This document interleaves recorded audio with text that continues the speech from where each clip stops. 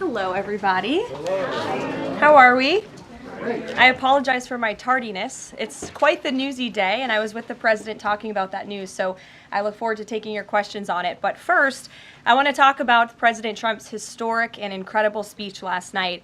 The American people and the entire world watched President Trump powerfully lay out how he's renewing the American dream in a record-breaking joint address to Congress. And Americans loved what they heard. According to a CBS YouGov survey, an overwhelming 76% of those watching approved of President Trump's speech last night. The president spoke about how he's taken more than 400 executive actions on his key promises. The expectations were high, and President Trump is exceeding them. According to brand new polling from the Daily Mail, President Trump has never been more popular as his approval ratings are reaching historic highs. More Americans believe America is headed in the right direction than the wrong direction. Everyday Americans love this president because he tells it like it is, no matter what, and he did that last night. President Trump level set with the American people on the economy and exposed how badly Joe Biden screwed it up by causing the worst inflation crisis in 4 decades. President Trump was honest about where we are while making clear that help is on the way.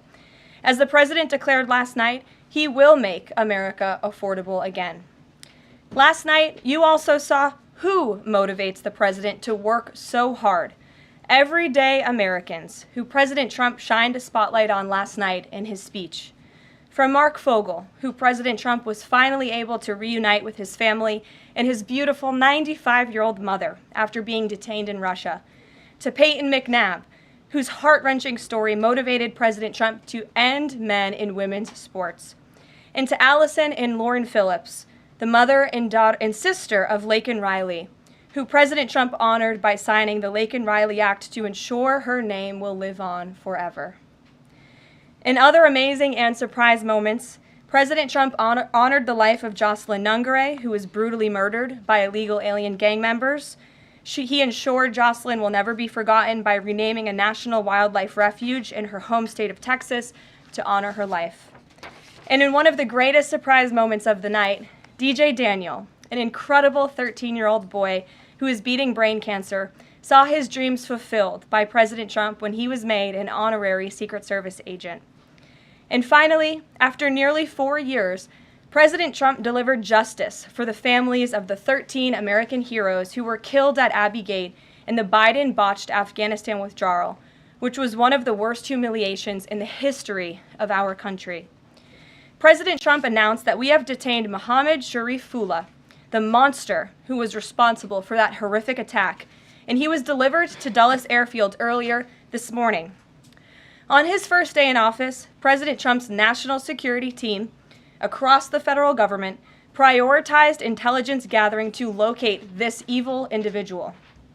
President Trump's team shared intelligence with regional partners such as Pakistan, who helped identify this monster in the borderland area late last month. Mohammed confessed to his crimes related to Abbey Gate and other attacks in Russia and Iran as well to the Pakistanis. And U.S. law enforcement officers traveled to Pakistan over the weekend, where he again confessed his crimes to the FBI. As President Trump said last night, this killer will now face the swift sword of American justice for these atrocities right here on United States soil. Joe Biden was responsible for this botched withdrawal, and he had 3 years to find this evil terrorist, and he didn't even try to get the job done. But President Trump campaigned on behalf of and grew very close to the Gold Star families. He promised them accountability, and last night, he kept his promise. He spoke to those Gold Star families yesterday, ahead of his speech, in an incredibly heartwarming call to share this incredible news. And as President Trump asked in his speech last night, how could anyone possibly be opposed to any of this action that he is taking? Well, apparently, the modern-day Democrat Party could. The behavior of Democrats last night was completely disgraceful and demonstrated how severely out of touch they are with the American public. It was the most shameful moment in the history of presidential addresses in that beautiful chamber. In what was supposed to be a unifying moment for our country, Democrat members of Congress instead screamed at the President of the United States, who was just overwhelmingly reelected by their constituents, walked out of the chamber, and worst of all, they disrespected the American people. Democrats didn't stand to keep men out of women's sports. They couldn't even clap for a girl who got her head smashed in by a man on a volleyball court. Democrats didn't stand for an innocent and beautiful child who is surviving brain cancer. They opposed eliminating taxes on tips and Social Security. They didn't stand in favor of cutting taxes for hardworking Americans. They couldn't even clap for two mothers whose daughters were killed by illegal aliens. One of the only things that could get Democrats off their feet last night was cheering for Ukraine, not for America. Last night was a very clarifying moment for our country. The Democrats exposed themselves as the party of insanity and hate, the party that wants to put America last. They've allowed their Trump derangement syndrome to stop them from celebrating America and our people, and we will not allow them to forget that. And it's not just the Democrat Party. The mainstream media still doesn't get it. Last night, MSNBC's Nicole Wallace disgustingly looped in a 13-year-old boy with brain cancer into an attack on the president over January 6th. And CNN's first chyron out of the speech called it divisive. President Trump wasn't divisive. The Democrats were. And CNN was proven wrong by their own viewers, 69% of whom, in a post-speech poll, said they had a positive reaction to the president's speech. It's sad and frankly pathetic that Democrats and liberals in the legacy media continue to allow their hatred for the president to override their love for our country. But nevertheless, the president will continue to unify this nation through policies that are grounded in common sense and that uplift all Americans. We have an individual in our new media seat today, Mary Margaret Olahan, who is the Daily Wire's first ever White House correspondent. Congratulations, Mary Margaret. The Daily Wire was founded 10 years ago by Ben Shapiro. The Daily Wire now has over 1 million paid subscribers, a monthly network reach of 138 million, and has evolved into a leading conservative multimedia giant. They are now the 5th largest podcast network in the world and home to some of the top-ranked shows. With that, I will take your questions, and Mary Margaret, why don't you kick us off? Thank you so much, Caroline. It's great to be here. Thanks. So I had 2 questions, if that's okay. The first Sure. on last night and the second on Maine. You talked about behavior from Democrat lawmakers, a lot of disruptions, and I just wanted to kind of go back to that. We saw Democrat lawmakers not stand for Laken Riley, for Peyton McNabb, for the son of a slain police officer and 13-year-old cancer survivor. What are the optics of that nationally, just in terms of not just the people who were in the room last night, but across the nation? And also, was President Trump expecting this type of behavior when he was crafting his speech?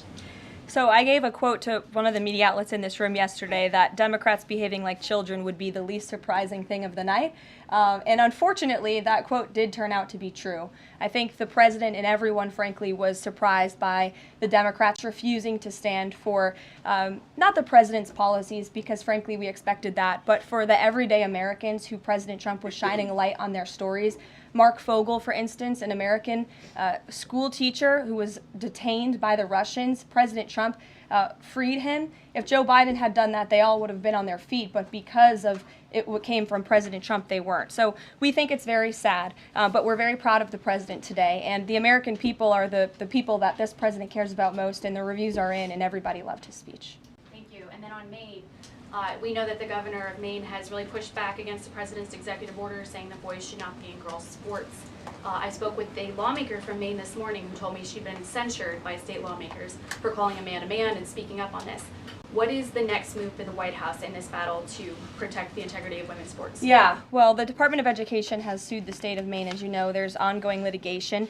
The president has made a commitment to ensure that states are being held accountable if they continue to allow men in women's sports, which he believes is an egregious violation of taxpayer dollars. And so that fight continues, and the president won't back down. Again, this is a common sense policy. 80% of the American people, including more than 60% of Democrats, do not want men in women's sports. So the president will stand by this commitment. Thank you. Gabe, good to see you in here. Good to see you, Caroline. A couple questions. One, can you confirm that the President held talks with the big three automakers today, speaking about potentially delaying tariffs? I can confirm, and I'm glad that you asked because the President sent me out here with a statement directly from him on this. I saw it was reported earlier today by Bloomberg News, and he wanted me to share this with all of you. We spoke with the big three auto dealers. We are going to give a 1-month exemption on any autos coming through USMCA. Reciprocal tariffs will still go into effect on April 2nd, but at the request of the companies associated with USMCA, the President is giving them an exemption for 1 month so they are not at an economic disadvantage. So the three companies that he spoke to are Stellantis, Ford, and General Motors. They requested the call, they made the ask, and the President is happy to do it. It's a 1-month exemption. And the President just posted on social media that he had spoken with Prime Minister Trudeau. He says he's not satisfied with what the Prime Minister has said when it comes to fentanyl, but less than 1%, as you know, less than 1% of the fentanyl seized last year was in the northern border. What else does Canada need to do? Well, the President did just put out a statement on his call with the Governor, Justin Trudeau, as he calls him, of Canada, and he said that he was not pleased, as you said. He said it's not good enough. He told Prime Minister Justin Trudeau that directly. The call ended in a somewhat friendly manner, as the President said, but he's not going to stop standing up for the American people. And to answer your question directly when it comes to fentanyl, for the last 4 years, unfortunately, our neighbors to the north and the south, Canada and Mexico respectively, have allowed America to be a dumping ground, not just for illegal aliens, but for illegal, poisonous, deadly fentanyl, which is now the #1 killer of young people in this country aged 18 to 34. Through the northern border in Canada, in last fiscal year alone, there was enough fentanyl seized to kill 4.8 billion people. And that number is up 2,050% from 2023, the year before. So there's been more than a 2,000% increase in illegal fentanyl seizure at the northern border. Why? Because Canada is allowing that fentanyl to come to the United States. The President sees these numbers. He thinks about the lives that are lost. And everybody in this room, I'm sure, everybody watching at home, everybody across the country knows someone in our lives who has been killed at the hands of this deadly poison. There needs to be repercussions for that. The President feels very strongly But about Caroline, respectfully, it's just 43 pounds that were found last year. That's less than a carry-on suitcase. Is that a lot of fentanyl compared to, say, Mexico, where the vast majority of the fentanyl is brought in through Mexico, not Canada? So what else does Canada need to do? Well, I just told you, last year alone, there was a 2,000% increase in illegal fentanyl. But it's only You're 43 asking pounds, me, Carol. you're asking me for what the President's justification is for these tariffs. It's not up to you. You're not the President, Gabe. And frankly, I think it's a little bit disrespectful to the families in this country who have lost loved ones at the hands of this deadly poison. If you talk to them, and this President has, they are grateful that they finally have a President who is standing up to both Canada and Mexico, and most importantly, to China as well. The President added an additional 10% tariff on China because this deadly poison is being produced in that country. It's being distributed through our neighbors, and there needs to be consequences for that, period. Peter. Thank you, Caroline. If the U.S. has a longstanding policy that we do not negotiate with terrorists, then why is the U.S. now negotiating directly and for the first time ever with Hamas? Well, when it comes to the negotiations that you're referring to, first of all, the special envoy who's engaged in those negotiations does have the authority to talk to anyone. Israel was consulted on this matter. And look, dialogue and talking to people around the world to do what's in the best interest of the American people is something that the President has proven is what he believes is good faith effort to do what's right for the American people. Is it just about the hostages, or are they also talking about the President's plan to take over Gaza? These are ongoing talks and discussions. I am not going to detail them here. There are American lives at stake. I would defer you to the Department of State for further details, but I'm not going to get into those talks here at this podium. We know that some officials here were miffed that Zelensky showed up last week without a suit for his meeting in the Oval Office, but Elon Musk never wears a suit. He did last night. So what is the dress code? Well, Elon Musk wore a suit last night. I'm sure you saw it.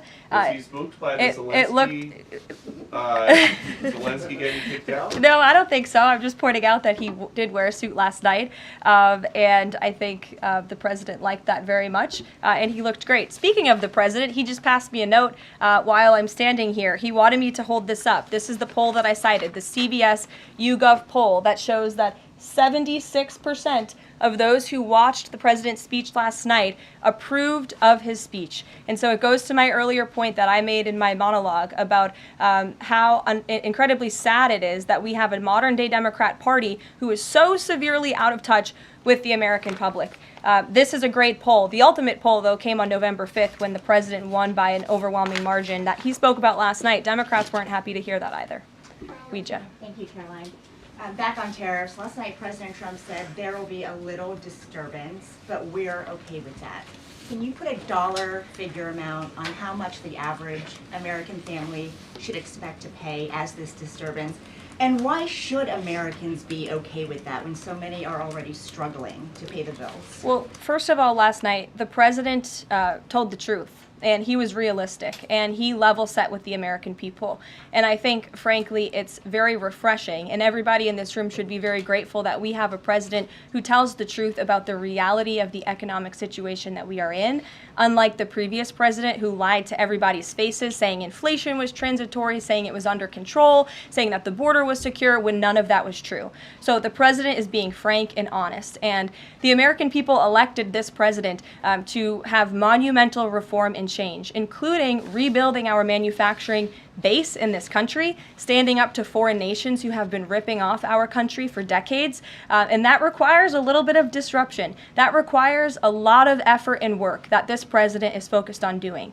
With that said, as the president said last night, his administration is wholeheartedly committed, of course, to ending the inflation nightmare caused by the Biden administration. Look at the deregulation efforts. Look at the president's push last night in his speech for Congress to pass tax cuts, to end taxes on Social Security and overtime pay for hardworking Americans, end taxes on tips. We need Congress to get that done because that's going to put more money back into the pockets of the American people. And I didn't even mention energy. Look at the president's approach and focus on unleashing the might of our energy industry. We know that's the #1 driver of inflation. He's been slashing back a lot of the burdensome regulation from the previous administration to unleash our energy industry here at home, which will drive down costs. He said he is committed to making America affordable again. He did it in his first term, and Americans can trust him to do it again. President Trump has made clear, Caroline, that he loves tariffs, but the stock market does not. How does he factor that into his decision making? Well, the president does love tariffs. He said it's one of his favorite words in the English dictionary, and he believes in tariffs because they'll ultimately make America rich again. They're going to raise revenue. They're going to help us pay down our debt. Most importantly, they're going to bring American jobs here back home. So I think for folks on Wall Street who may be concerned, look at what this president did for you in his first term. Wall Street boomed. Stock market boomed. The president expects that to happen again, but most importantly, Main Street is going to boom, and that's why the president has this whole of government economic approach, which includes tax cuts, tariffs, regulation cuts, and an energy industry that will bring down costs for American consumers. Sure, Monica. Thank you, Caroline. You mentioned not one Democrat senator voted to protect women's sports from males. Not one Democrat congressman or congresswoman stood to applaud or support protecting women's spaces and sports at the president's joint session to Congress last night, as you articulately mentioned at the beginning. So I'm wondering, what message is that sending to not only young women who are competing in these sports across the country, but also to the parents of these young girls? Yeah. I think the message that Americans should take away from last night is that they have a president in the Oval Office who is committed to doing what's right for them, especially women and girls across the country. And I think it's very ironic, thank you for bringing up the point about women, that Democrat women were wearing pink to support our fellow females, yet they couldn't stand, again, for a young woman who was almost killed and severely injured by a man on the volleyball court. They couldn't stand for the mothers of two beautiful young women whose lives were taken tragically at the hands of illegal people. So you can't say you're the party of women and then support men and women's sports and not stand up for basic law and order and immigration reform that will protect women in this country. That's what President Trump is doing. He's the president for women. Lindsay, good to see you. Thank you, Caroline. Good to see you. So Speaking of tariffs, China said yesterday that they're ready for any kind of war with the U.S. Because of these tariffs that have been placed on them. And a Chinese spokesperson also said that the tariffs would not lead to a resolution of U.S. concerns about fentanyl originating in China. Can you speak to how the administration is planning on responding to that? Well, I think Secretary Hegseth has responded to that this morning. He said that America will always be prepared to defend itself, especially under the leadership of this president in the Oval Office. And that certainly remains true. Again, when it comes to tariffs, the president has been very tough on China, not just now with 20% and more with the reciprocal tariffs that will hit on April 2nd. But look at what he did in his first term. There were billions of dollars worth of tariffs that he implemented on China. And it's quite telling that the previous administration did not rescind those tariffs because they realized the value that they had in not only deterring China, but also raising revenue here in the United States. Rachel. Thanks, Caroline. Just a quick follow-up, two quick follow-ups on tariffs. The president mentioned a little disturbance during his remarks yesterday. The CEO of Target says that consumers will likely see prices go up on everything from strawberries to bananas to avocados. How long should Americans expect to pay higher prices? Are we talking a week, a couple of days, a few months? Again, I don't have a crystal ball, but what I can assure the American people is that this president and this administration is doing everything they can. And I would remind you and everybody else in this room that it's because of the previous administration's economic policies that Americans were left with record high inflation. Inflation throughout Joe Biden's entire 48 months in office was at or above 3%. It hit record highs, as you know. And there's a whole list of what the Biden economic disaster this president was left to clean up. It's been a month, but he's working hard every single day to do just that. Just one quick follow-up on the carve-out. Sorry to cut you off there. The U.S. imported $43 million worth of eggs from Canada. I know you mentioned some of the exemptions when it comes to automakers. Will there be any other carve-outs, including for eggs? We know prices are soaring for Americans. The president is open to hearing about additional exemptions. He always has open dialogue, and he'll always do, what's right, what he believes is right for the American people. But again, as for the egg crisis in this country, the president is wholeheartedly committed to ensuring we're increasing our egg supply, and we're also bringing down cost. And Secretary Rollins has been all over this issue. She comes from an agricultural background and family. That's why she's leading that very important department. She wrote an amazing op-ed in the Wall Street Journal. She's been all over the media talking about her plan. She has a real plan. The president endorses it. And he even, gave her an off-the-prompter shout-out last night to say, Brooke, I'm counting on you. It's an important issue. And this White House is working with Secretary of Agriculture every single day to address this issue. Sure. Jordan. Thanks, Caroline. So, what does it say that the Democrats, while they couldn't stand for Americans or stand for victims, they stood for war and clapped for war and clapped for 5 more years of war? Yeah, the president addressed that last night, I think, when he called out Senator Elizabeth Warren and said that, again, as I said in my opening speech, very telling that the Democrats refused to clap for American people and American interests and American priorities, but they did clap for the country of Ukraine, which, by the way, the president's working very hard to end that war. So Democrats should be applauding him for actually doing something about it. Follow up on that if I Sure. can. You've spoken recently about how what happened in the Oval Office last week gave Americans an inside look into behind-the-scenes discussions with Zelensky. Is this how he treated Joe Biden and just treated him disrespectfully and received billions of dollars? Well, it's a very interesting question. I don't know if anybody in here asked my predecessor who stood at this podium about that, but there was a report from NBC News that President Biden also got increasingly frustrated with President Zelensky when he was handing out blank checks and President Zelensky kept asking for more. Joe Biden was quite frustrated with that. So again, as I've said repeatedly, Friday revealed the frustrations that this administration has had in closed-door negotiations with the Ukrainians. However, President Zelensky did put out a statement yesterday, which we believe is a positive step forward. And National Security Advisor Mike Waltz has been talking to his Ukrainian counterparts. And so we're in the midst of this, and we'll see what happens next. Caitlin. Thanks, Caroline. I have 2 questions. One on the reprieve that is being granted to these 3 automakers for 1 month on the tariffs on Canada and Mexico. How did the president settle on 1 month? The reciprocal tariffs will go into effect on April 2nd, and he feels strongly about that no matter what, no exemption, so that's where the 1 month comes from. Does he expect them to be able to shift production within a month? He told them that they should get on it, start investing, start moving, shift production here to the United States of America, where they will pay no tariff. That's the ultimate goal. And on the conversations between the White House and the Ukrainians and the letter that President Trump revealed last night that he got from President Zelensky, Director Ratcliffe said today that the president has paused also intelligence sharing with Ukraine. Is that temporary or is that permanent? I believe what the National Security Council told me in regards to that was that they paused or they are reconsidering the funding for Ukraine, as you saw, the pause on the funding. As for intelligence matters, I would refer you to either the National Security Council or the CIA as well. But they're considering lifting or reinstating the military aid going to Ukraine, which they paused. Again, it's a pause for a review. Follow up on that. Sure.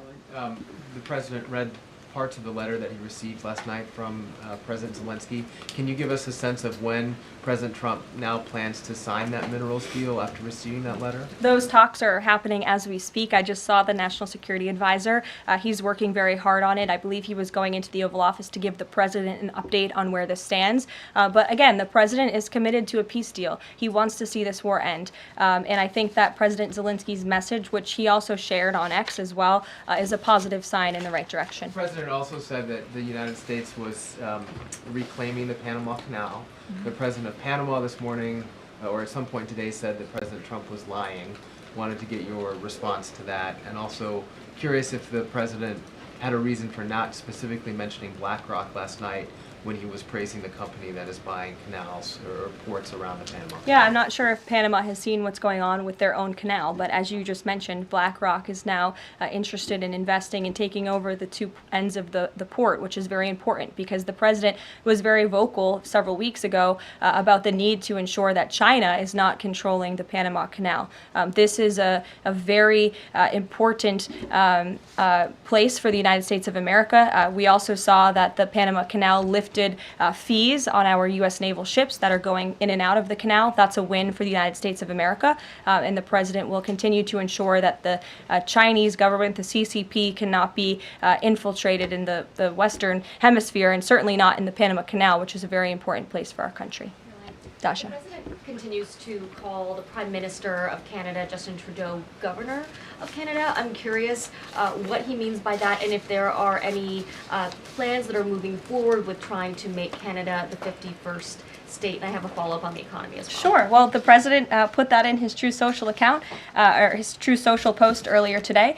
He feels strongly that it would be very beneficial for the Canadian people to be the 51st state of the United States. They wouldn't be paying for these tariffs. They'd have much lower taxes if they were part of our great country. Carolyn, on the economy, you and I traveled the country during the campaign. This is an issue that so many voters decided to cast their ballots on, and they voted for President Trump.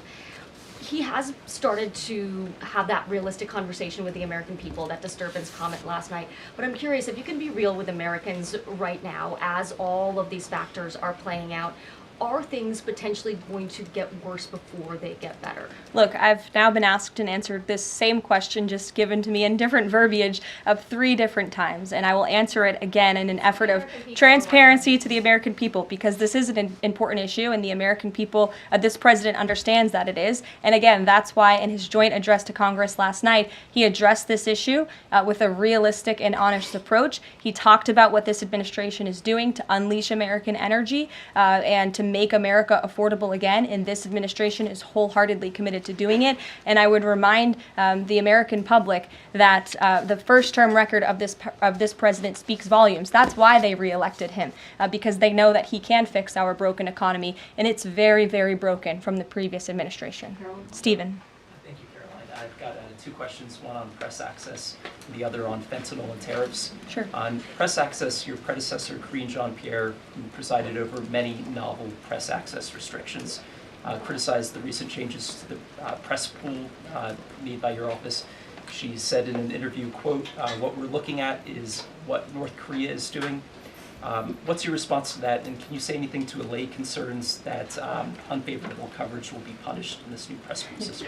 I think that's the same individual who said from this podium numerous times that the commander-in-chief was mentally and physically up for the job, which we knew was a lie. Many people in this room knew it was a lie. Many of you were admonished for asking questions about that truth. So when it comes to truth and transparency, this administration, this White House is setting the example. This president is taking far more questions than his predecessor, Joe Biden, did on a daily basis, and that will continue. And on fentanyl and tariffs, fentanyl produced largely in China has killed 334,000 Americans over 5 years.